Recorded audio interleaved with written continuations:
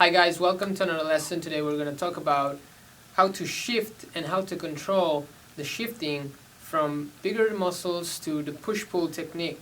The push-pull, as we already saw in an older lesson, it's a great technique and a great motion to play very fast and to use one motion to play two strokes.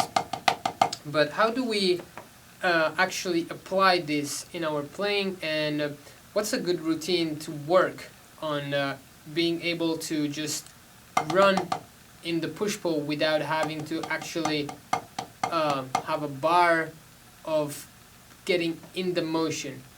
So let's start to break down the shifting between the arm motion and the push-pull, and let's see what's the best way to actually go from one type of control to the other.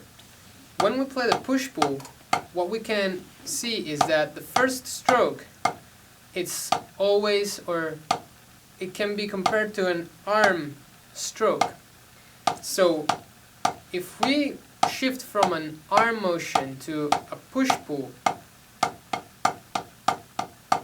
we can kind of see how the first stroke of the push-pull, it's always very similar to the arm motion. So let's exactly see what I mean. Arm, arm, arm, arm, arm, arm, arm, arm. Okay, so basically we'll still do a arm motion, and then we just squeeze back to have a second tap when we want to do the push-pull.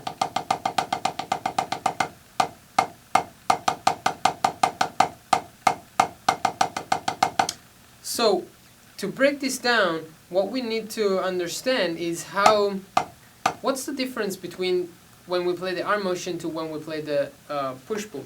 Basically, when we play the arm motion, once the stick hits the surface, we want to follow the stick back with the entire hand or arm.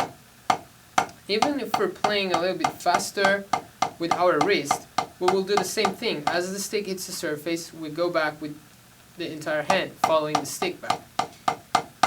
Instead, when we want to play the push-pull, what happens is that the hand goes on in its direction and the stick comes back up on its own.